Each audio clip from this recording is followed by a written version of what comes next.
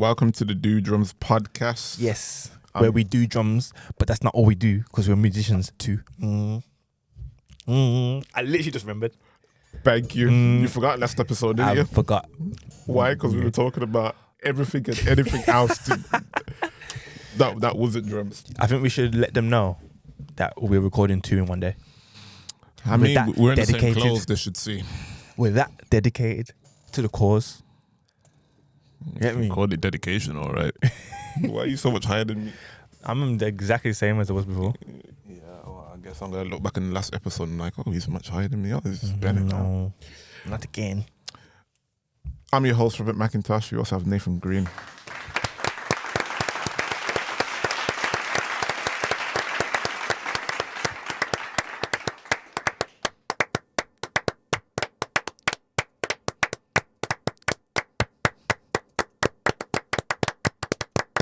Okay, we're done. Too much fun with that.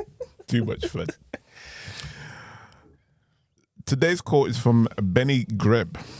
I know him. My first ever splash was a Benny Greb. No, it wasn't. It was a... No, it wasn't. I'm making that Wow. up. I'm so sorry. Wow. How do you know him? I think he did a... What a response!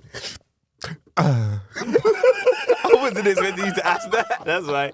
Nah, I mean... I could have been wobbling. Nah, I do know him. No, I think he did a... back in the day, I think he did a thing at PMT. Okay, I think still. Birmingham. Yeah, I didn't go. Man said he saw a flyer. I've seen the thing. You know what's crazy? It might not even be him, but I think it was. How have we both made a mistake about who he is and before the episode even started? This is really bad. You know what, Benny Grib, we actually really... I love your playing. I think it's phenomenal. The 2-tom setup thing you do, the 10-inch, 16. 16. It's about a 20-inch bass drum. Yeah, exactly. And then he has 2 snares, one deep. And one high. It's actually medium. You really don't know him, do you? Bruv, have you seen his cymbal? Yeah, the one with the holes in it. It's the one with the... I don't even have a cymbal bag on me right now, but I've got one, bruv. I think man's charging all of 4 to 5 bills, you know, for the slit in it. Somebody put a line... Slit? Yeah, so basically, it's like... Let me show you this. So this is a dark K, 18-inch. So, actually, let me do this. So we can see. So... Backwards. So with... What did you say? What was that? You said so we can see, and I said bear backwards.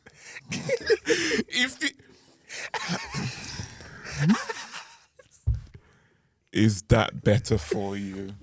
Man. If you're asking why it has tape in the middle there, there's 2 reasons. What's the reasons? One, because it's cracked. Yeah. And I ain't trying to hear the sizzle. You know that sizzle sound you get when you hear it? You can use the metal rubbing on metal. You know what? I have your other one. Don't worry. No, it's yours now. I told you, bro. Don't worry about it. Is it really? I told you, bro. I don't know if he was going to get it back, but I really appreciate it. To be fair, I don't use it all the time, but when I do. It's stuck to you. You remember why with my keys, innit? Go ahead. So, this is going to be a whole other episode, you know. It's okay. At this point, the thing is, people are going to watch the first episode and they're going to go to this one and think, yeah, they're better now. But then they're going to hear us say, it's the same day. And they're going to be like, oh. It's even worse. These guys are on smoke. I don't know what's in the air. But this is the 18 K dark crash fin. Yeah. I will never buy fin cymbals again. Oh, no. I work them. I work them way too hard. But anyway. What was I saying? So yeah, with the cymbal, it's from his. I think it's the sand ride. I think it's called the sand ride. But it has a U. It's got this like a ball shape, a very odd ball shape there. My man's charging all of. I'm sure it's between 4 and 5 bills for the cymbal, bruv. That's crazy. If I'm not gassing, but it's between 3 and 5. I know that for sure. And I can't believe it, bruv. Somebody put a line saying it looks like one of Benjamin Camp's work. Wow. Because he does all the cymbal yeah. repairs. You know, he's known for doing cymbal repairs in the UK. It's like, oh, it's like Benjamin's been on that. Bruv, that's mental. It's wild, bruv. But here we are, innovative. This is what we're doing. He's got some really nice. I love his sound. It's so together. It's so. I've never heard a drummer put things together like the way he does. You know, it's just his thing. I really do appreciate the way he works. This one is also cracked. This was a gift. How many of these weren't gifts? Sorry. I brought these. Oh, did you? Oh, okay, good. This one was a gift. This is a Trash Crash 20-inch. I never used it. I used it once or twice. The sustain is just so long on it, like I don't know.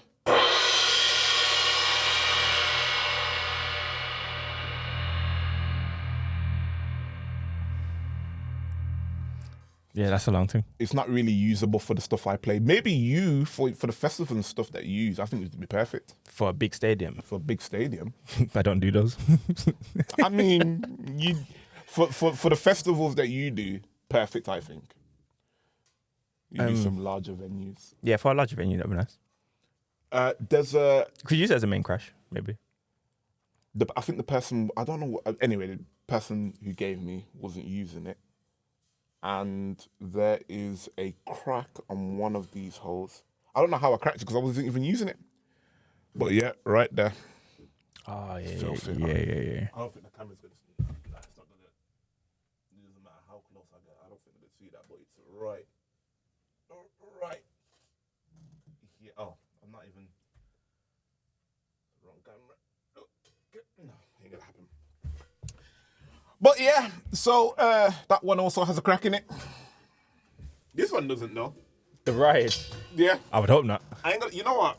I brought a cracked ride the other day. It was an Avidas 20-inch. No, it wasn't cracked. It was repaired. Oh, okay. So it looked like, as I said, the Benny thing. Yeah. Bought it real cheap, like 60 quid or whatever. Sounds phenomenal. It's got a small bow. I use it. I love it because it's got a small bow, and I love to use the bow, but it doesn't overpower what's going on. But to crack a ride. Yeah, that's a different level. Rides and hi-hats. I don't know how you're cracking them still. I don't know what you're doing. Crashes I can understand. But rides and hi-hats? Oh, is there something you'd like to say? Yeah. Confession's good for the soul still. Go ahead. No, I'm okay. I have nothing to confess. Please. There might be a teeny micro tear in my hi-hat, but it's nothing to worry about. Nothing to worry about? Yeah. Two more licks from that and it's gone? Nah, nothing to worry about. It's tiny. Can't even see it, basically. Can hear it, but... Metal rubbing against metal. There's nothing worse. There is nothing worse. That's basically hi-hat. A hi-hat is metal rubbing against metal. So it makes perfect sense. So we're okay. Anyway. Today's quote. Oh, yeah. I didn't even get to the quote. Wow. We're 9 minutes in. 9 minutes in, and this is supposed to be a very, very short episode. Here it is. So let's see what we can do here. So, Benny Greb. Any sound, if it's in time, has some value.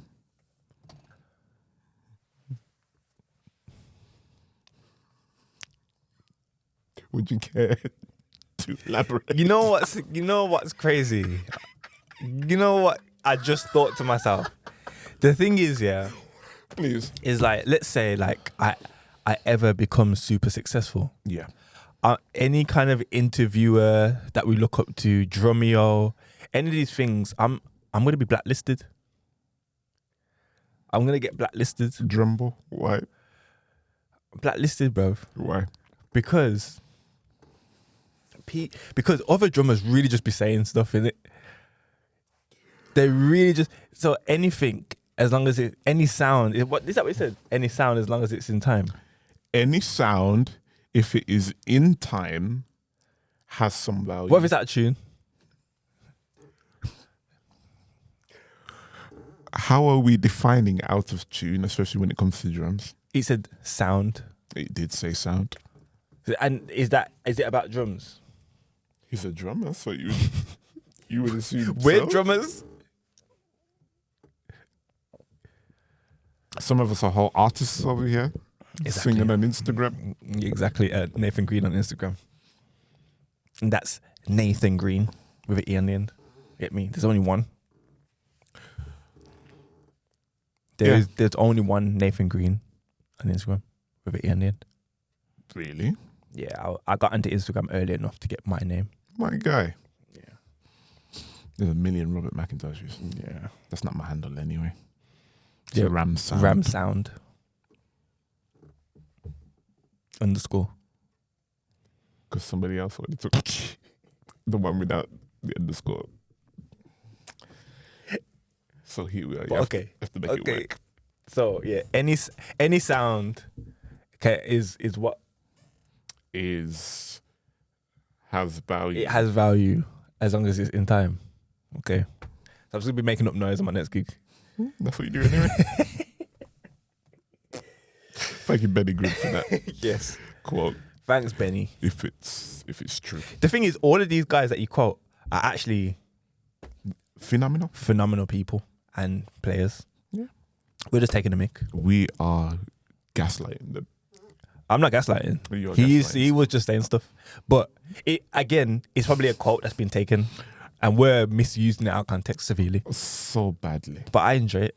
Of course you do. Of course you do. I enjoy it. Hey, you're here for the ruckus. In this week's episode, Yes. self-taught versus being taught. Ooh. Mm-hmm. Yes. You know, for the longest time when I was growing up, I used to wear a badge of honor. For being self-taught. Yeah. People would be like, have you had any lessons? Nah, fam. Yeah. What do you mean? Yeah. Nah, but I've learned this all on my ones, fam. Now, I want all the lessons. Yeah. Anybody and their grandmas.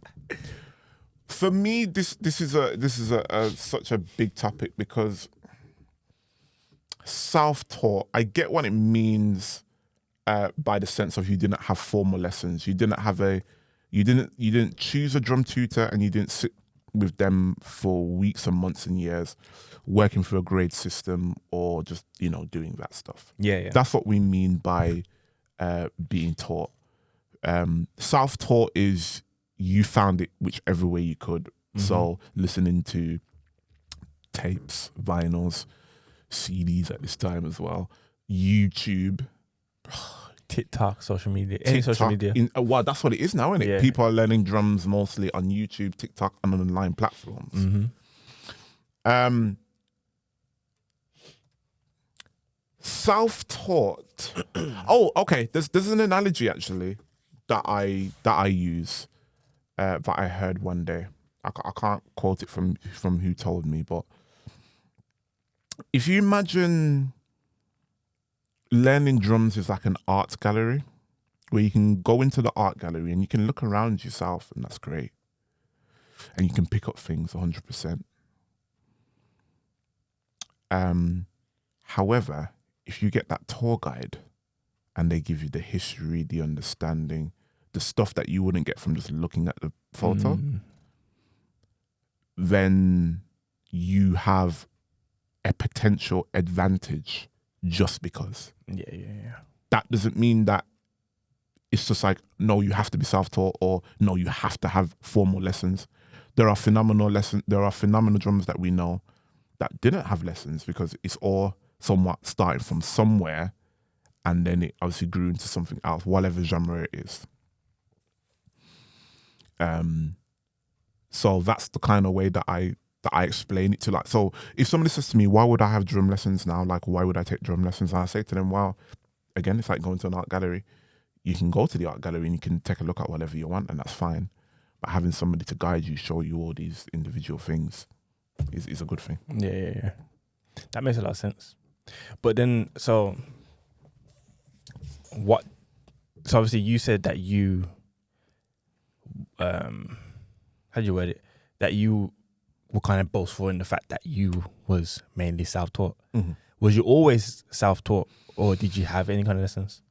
I did have some lessons, and I think what makes it interesting is because, I mean, what do you call a lesson? Because there's always somewhat been drummers around me that I would have. Okay, again, I think we're talking about this whole self-taught versus being taught, like somebody physically saying, no, this is how you do something. So for instance, I've had a few lessons in secondary school, a lot of lessons with a drum tutor where I wasn't taking it seriously. That's what I'm going to say. But it was like, it was from the school program. So it's just like, you get an allotted 15 minutes, 10 minutes to learn something. That drummer actually brought in a 15-inch stage custom crash, and it was the first proper cymbal I ever played, and I was blown away, just the way that it sounded. And he also taught me this. He taught me, this is the same drum tutor that was like, if you cross your arms, don't come back. Oh, sorry, if you play open-handed, don't come back to the lessons. Raw, innit? Bruv. I remember you telling me about it. I'll hold that one to like, anyway.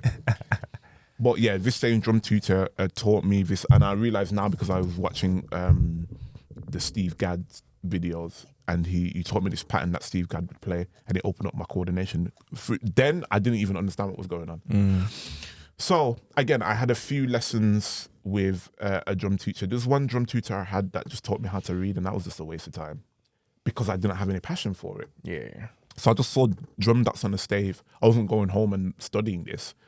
So it's just like I was coming to lessons, like just failing during lesson. Yeah. So he didn't want to come back. Yeah. I ain't trying to come back for this. So I had those sort of lessons. When I got to uni, that was the first time actually sitting down with somebody and Neil and having maybe, so that was a group setting. And then on the masters, it was like more on a one-to-one. Yeah. But before then, the lessons that I learned was watching people. YouTube. Yeah. YouTube was my best friend. Mm-hmm. The one thing that I really appreciated from the people that I had one-to-ones with or whatever, is that they would tell me to go research, go look at this drummer, go check this guy out. That's how I found out about Steve Gadd, Dave Weckl, Vinny Carter, Dennis Chambers, Tony Roster Jr., Thomas Pridgeon, Thomas Lang. That's when George Lawrence Stone and the whole marching things, stick control. That's how I found out about Jim Chapin and the advanced techniques for the modern drummer. That's how I found out about Gary Chester and the New Breed. All these books that I never got through. Never. My favorite book to this day is Stick Control by George Lawrence Stone. It's got everything in there.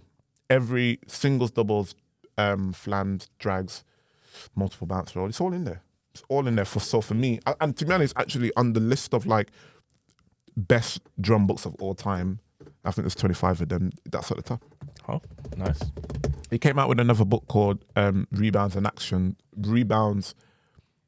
Accents, which is a blue book, which is somewhere around here. And it goes really in depth into your so you got your main stroke, so you got your rebound stroke, which is where you start, and then there's the same position, right? So it's like rebound stroke, down stroke, tap stroke, and then up stroke. Yeah. And it gives you different combinations, and you work it out. And anyway, it's like an amazing book. That just blew my mind. Anyway, so it was having, again, I felt like I was in the art gallery and somebody was telling me you need to go check these things out. Yeah. How was it for you? See, for me, obviously I did both because I've had drum lessons from early on, and I did my grades when I was in secondary school. It was all out of school, but when I was in school as well, I had the same thing where there was a drum teacher that I would have lessons with, and then he taught me like jazz, how to play jazz and just different jazz things. But obviously outside of that, then obviously I was watching a lot of different drummers, drum sheds, different. Thank you, gospel chops. Yeah, gospel chops and a lot of things like that. So it was definitely a mixture of both, where I was definitely getting taught, but I was passionate about it. So I was watching a lot of different things, Right. and I was learning. And I'm a visual learner, so Likewise. yeah. And a lot of guys that from church are visual learners, isn't it? That's right. So like when I was in my drum lesson and he was trying to teach me how to read, he couldn't do it first. Otherwise, if he did it once, I'd be like, yeah, go. You know what I mean? Yeah. So he would have he'd have to like talk me through it, which was also difficult because there was 2 drum kits and he was on one, I was on another. You know what I mean? So yeah, so it was, and even like rudiments, like like when we was in uni, you were saying, and Neil would show us stuff. I'd be able to do it back, but if he stopped doing it, I'd be like, oh, how did that go again? You know what I mean? I wouldn't be able to do it. Yeah. Or like sometimes he'd be doing like the different Cascaras and whatnot. If I heard it, I'll play it back to him, and he'll be like, no, that's wrong. And I'm like, but that's definitely what you played. And he was like, yeah, but the pattern is wrong. I don't care about the pattern. I don't care about the right, lefts. I just care does it sound exactly the same? And it did. So what are we talking about? You know what I mean? Like, because at the end of the day, it's about how it sounds. Yeah. So the sticking might be wrong, but it sounded exactly the same. But so that's why I think like when you want to go in detail to thing, I think, in my personal opinion, getting taught, sometimes you can't beat it, because when you're self-teaching yourself, you get yourself into different like bad habits that you might see someone doing just because you view them as like a big influence, or they're on big gigs, and just because they're doing it doesn't mean that's something that you really want to do. That being said, though, my opinion now is kind of different. Interesting. My opinion now, being where I am, I need to get to the end result the quickest way possible. And what I mean by that is, if I need to learn something, whether it's I need to learn a song, whether I need to learn about electronics, whether I need to learn whatever it is that I need to learn about, if it's for a gig or whatever, I just need the quickest thing possible. So if I need to sit with someone and then to show me, then I have to do that. Or if it's quicker for me to go online and then watch someone, and then I can self-teach myself based upon that, then that's what I'll do. I think at the moment, whatever I can get to that the result I need to get to the quickest, that's the one I need to use. Time is precious. Yeah. But it changes though, innit? Because I'm where I am now. Oh, yeah, 100%. Where, Back like, in the day. We have families, we don't have a lot of time on our hands. And if there's things that we need to do, it needs to be on a quick thing. And sometimes the quickest thing isn't to try and sit there and work it out. Sometimes the quickest thing is for someone to show you. Oh yeah, entirely agree. And I think that's like when it comes to working out songs, and the way I learn best, like I can listen to it a few times and get it ingrained, but that's actually longer than me writing it out. Oh yeah, definitely. Yeah. It's like if I can look at it, it's just like, okay, now I definitely know this is right. Let's work from there. It's going to be quicker. But you know what's better for me though? Sometimes is like, if I write it out quicker, but I've not internalized that. But if you have done a video of you playing the song, let's say you're the drummer, and I can watch a video of you playing it, everything, I'll be nice. So how you doing that for Ain't Nobody? What do you mean? No, but I'm saying, like, for example, there's been like certain gigs that I've done where I'm depping on. Oh, okay. And people might give me the things. If I can say, oh, have you videoed yourself doing it? And they have. And they can send it to me. I'll be like, okay, cool. I know. And now I know how you approach it. I know what you play and when. And now I can do all the things on the back end myself. You know what I mean? Oh, yeah, 100%. As opposed to me just listening to something and then having to guess. Okay, I guess he's doing this there, or I guess he's doing that there. I think what can be very challenging about being self-taught is, as you just said, you see a drummer doing something and you do it automatically.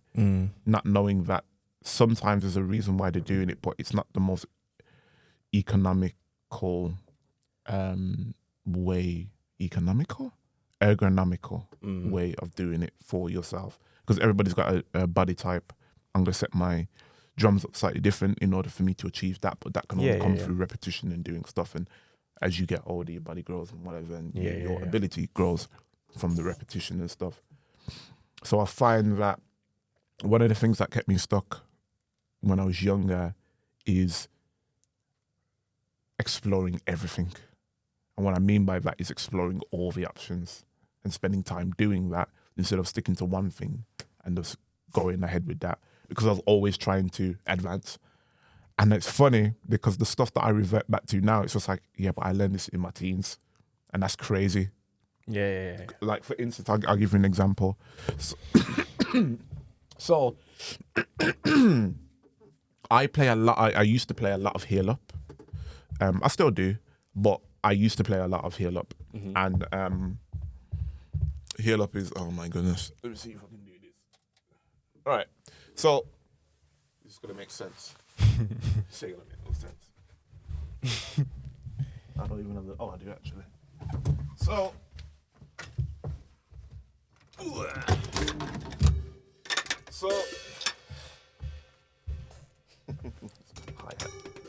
so with this pedal, so heel up. So imagine this is my foot, right? So heel up is basically as explained.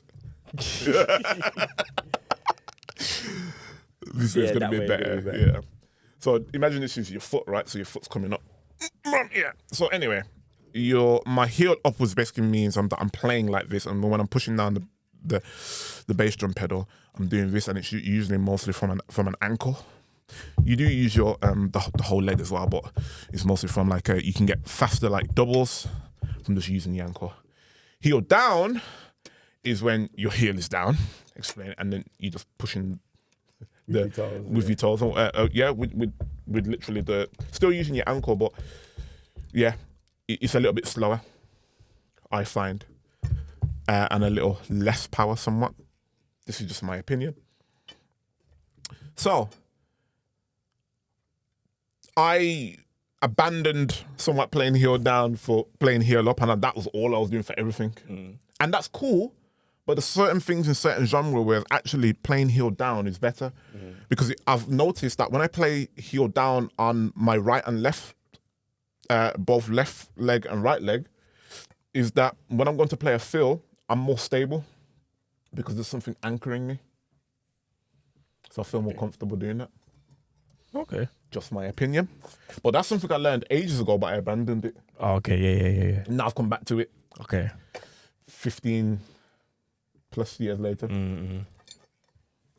So it just goes to show that, and I guess, it's all, it's all learnings or whatever. But I just use it as one example. As for me, I find that exploring the gambit sometimes is like I want it to be a master of it all, but it's like jack of all trades, master of none. Yeah, I got you. Yeah. So being self-taught, I had a whale of a time watching like YouTube videos. I loved, because I think back then, because there wasn't so much access, the few things you had access to, it was golden. Yeah. You'd spend months, you'd spend time watching the same videos, trying to get all the information out of it before you moved on to something else. Now, you've got a plethora of things, and they're showing you each and every individual thing, to sometimes where there's not even any exploration for yourself, no exploring for yourself. Yeah, that makes sense. Yeah, that's still. So, do you think one is better than the other? No, I think. I think always if you can get under someone that's experienced, then I've always think that's a plus. But I think whatever you have access to is probably the best way to start learning, whatever it is. And I think with the platforms that we have today and how accessible everything is, I think it's very easy to be able to teach yourself something, because it's almost like you're being taught.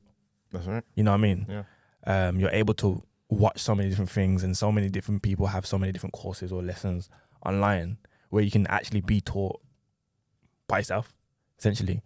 You know what I mean? But I think there's something different about having a one-to-one with someone, when someone can actually sit you down and show you something. So I think they're both valuable. They're both very valuable. And it all just depends on what you're capable of doing. You know what I mean? Because getting someone to sit you down one-to-one can be expensive. You know what I mean? It can be expensive. Why do you think I need to have no lessons? Exactly. So it all just depends. Whatever you're able to do is what's best to do, I think. As long as you're learning, as long as you're getting better at something, and yeah. And for me, where I am, it's whatever's the quickest.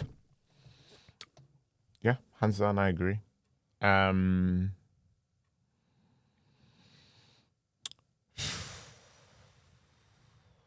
That's the end of the Yeah.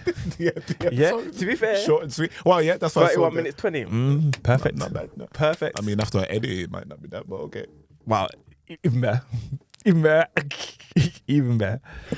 But yeah, man. We didn't go off too much. We didn't. We humbled ourselves. I think Yeah. last episode. Yeah.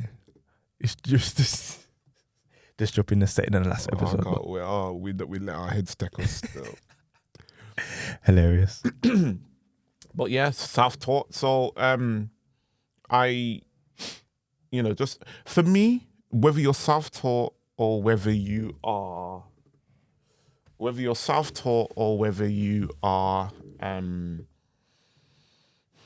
taught by somebody, just remain inspired. Yes. Because I've had situations where the teacher's not inspired me enough. And what I mean by that is that sometimes it hasn't got to do with anything to do with the teacher's ability, but how are you actually putting your lessons together. Yeah. Because there's nothing wrong with going off the cuff sometimes and whatever, but if you're going to do it to somewhere where they're actually inspired. What's the latest thing that's out? Of course, teach them the history and everything is all important and whatever, but actually show them that, hey, look, what do you specifically connect with? My teachers got me with drums because they didn't show me a heavy metal drummer because they know I would have no relation to that, but they showed me the jazz fusion guys. That's a good point, to be fair, because when I was doing my grades, I hated drumming, bro. I could imagine. Hated it with a passion. That's the reason why I didn't do grades. I hated it, like to the point where I was just like, I didn't want to play drums again. Like I didn't want to do this anymore because I was being made to do it. That's right. And that's never, especially when you're young and there's so many other things you could be doing, playing games, playing football. You know what I mean? Like, you don't want to have to go through something that you don't want to do. The reason why I never learnt when I was young is because I had no purpose for it. There was no gigs that I needed. That I was like, reading for what? Church Sunday morning, they tell me what song we do. We were running it. Yeah, exactly. But yeah, I think what you said, if you can get with someone that's engaging for you and that allows you to stay motivated, stay inspired, and stay disciplined, you winning. You golden. You winning. And if you can't find someone that's like that, try and find someone that's like that. People that teach you don't have to be sometimes the people that teach you. What I mean by that is like, I can say, well, I've had a lesson from Dennis Chambers. I've had a lesson from Dave Weckl because I've watched the DVDs. Yeah. Back to basics. Exactly. What's it called? God, Pocket. In the Pocket, I think. Yeah. You know, 1 and 2 or I mean, Drumeo wasn't when Drumeo first came on. Oh yeah. The YouTube stuff behind the paywall, by the way, because Yeah. It was amazing stuff, especially when they started to do sessions with obviously like well-known drummers, and they start to do like hour-long sessions of this. Amazing. I'm like, this is incredible. Yeah. I spent a lot of time And I spent a lot of time watching the same ones over and over again as well. They did me. I said they did us dirty still. Thomas Lang put out a video with them in the free version because they'll always have like a free part and then they'll have a thingy, and they took down the free part. No way. That lesson was insane. No way. He was moving through things so fast, but the amount of things that he went through within that one session. Thomas Pridgeon, I loved his. That one was good. Yeah. And just some of the other guys that I've never even heard of, like there'd be like a jazz thing. Okay. And then it's like, okay, like a much older guy doing the jazz thing. It's just like, I've learned so much from this. Like, this is how you feather the bass drum. Yeah. You play jazz like this, or, as a heavy metal drummer, I would, and you just get to see the way that they different set variety up the drum of things. kit. Because they asked them what questions, and you learn a little bit about their history and whatever. Dennis Chambers was on, and and who's and recently in the last 5 years, Drumble has become a thing. I haven't checked them out so far. It's heavily church focused. Okay. It's for our community, if you want to put it that way. Gospel drumming is a whole art form in itself, but it's heavily geared towards us. So like it's mostly, if all just like all black guys. Yeah. Like you could have African drummer, or you'd have whatever, but it's mostly American guys. And then they'd come in the Steel Madness. Like their first video must have got like 54,000 views. And that was their first video. I'm like, that's insane. Yeah. Fair. Check that out. So it's worth checking out. But yeah, man. The last point, or one of the last points, is that the whole being taught by somebody, like you may not have access to somebody, but they can teach you. And what I mean by that is like I listen to a lot of Chris Daddy Dave, like a lot of the live recordings that they would do, or the album stuff from Robert Gillespie. Yeah. So that had a heavy influence on me. And these are the times I'd be taking bus. So you just put in your MP3 or whatever. Definitely. You just being soaked by it because you're not paying attention to what's going on. And that was the difference. I could deep listen a lot easier then. And I found out that was actually me learning at the best, because the stuff that would come out with my playing wasn't because I sat down and learnt the pattern. It's because I heard it. I was able to repeat it back. It was there subconsciously. It's there subconsciously, and I learnt somewhat a lot of the style of that contemporary jazz, if you want to put it that way, just from that. So it is possible. And to be honest, in my opinion, in order to learn a genre correctly, you have to be in the environment. And you create the environment by, whatever way, shape or form. Another thing, being taught how to play your instrument is different than performing your instrument in a live setting. That is something that you have to do. Dave Weckles said it in his DVD recently. I think I mentioned it on the podcast. I say recently, it's this old video, but it's just like, you have to get on the drums and you have to physically do it. There's only so much sitting down learning how to is gonna work. Because when you're in a live setting, you've got to listen to the timing of everything's going on and all that stuff. So you learn how to play your instrument being in a live setting.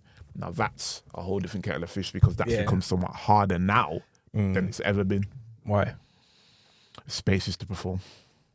And I'm not even talking about gigs, just, you have to somewhat just put up your own thing. Like, the whole American garage band style sort of thing.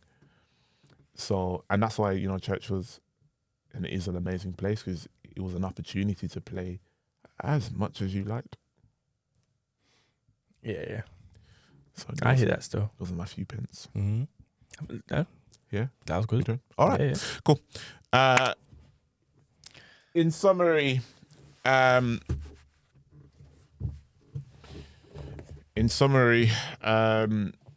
being self-taught is great. Being taught by somebody is great. Just however you get it, just get it. Like, it doesn't matter. At the end of the day, it doesn't matter. Exactly. There are advantages to both sides. Yeah. Just find your passion and find what you want to do. You don't have to, don't bog yourself down with stuff that you don't want to learn. I generally wanted to learn almost every genre. Yeah. Because I had a, you know what I mean? Passion for it. Yeah, it was like almost corny to me. It's like, oh, I knew, like, that's a disco beat because that's just how disco music sounded. Yeah, So I was listening to a lot of Smooth FM. Like, back in the day, so now what they've done is it's like Smooth FM 2000s, Smooth FM 90s, 80s, 70s. So now they separated it. But back in the day, it was just one thing. So you get to listen to the wide gambit. Yeah. And now it's extremely useful to me because now when we do request nights or whatever and they're doing a song from back in the day, it's like, big man, I know that. 9 till 5, Dolly Parton, that's cool. Bruv, you can't test me on that. Yeah. That's funny. You know. Nah, I hear it. So, just, you know, listen to stuff that's gonna, as I said, just never stop exploring drums and enjoy it. Yes. Like, this isn't music, it's not something that's supposed to be, yes, it's blood, sweat and tears, and yes, you'll get, you can get very anal about it 100%, nothing wrong with that. But at the end of the day, just, make sure you enjoy what you do. Yeah, man, enjoy it, and you want to always stay inspired. That's the main thing. Which is so hard to inspired and motivated. Oof. And the thing is, you know what's mad? Is the one thing that I've learned from the gym, actually, is being motivated is actually overrated. Ooh, come on now, preach that one. Being disciplined is everything. Is what matters. But that being said, when you want to learn something, when you want to get better at something, you definitely being motivated and being inspired it helps to be disciplined. You feel what I'm saying? You know what's crazy, as you've mentioned in that, I was more disciplined before with drums than I am now. And the reasons being is because when I had a passion for it, I didn't need any discipline. It was just there. It just comes, it was just there. Yeah, when I want to go to the gym, I don't need a discipline to go to the gym. Like, I'm going to go. Like, I want to go. When I'm tired and I'm uninspired, I'm demotivated and I'm deflated, I don't want to have to get up and go to the gym. That's where the discipline comes out. Because motivation ain't going to do nothing for you. Motivation can be on 1,000, but when I'm tired and I don't want to move out of bed, I promise you, it's not happening. On a cold winter's morning in the UK, fam. On a cold winter's anything, morning, afternoon, or night. But yeah, discipline, man. But yeah, any way that you can learn, any way that you can get it. All yeah, right, man. For the last time. Yep. Never stop exploring drums. Exactly. Yes.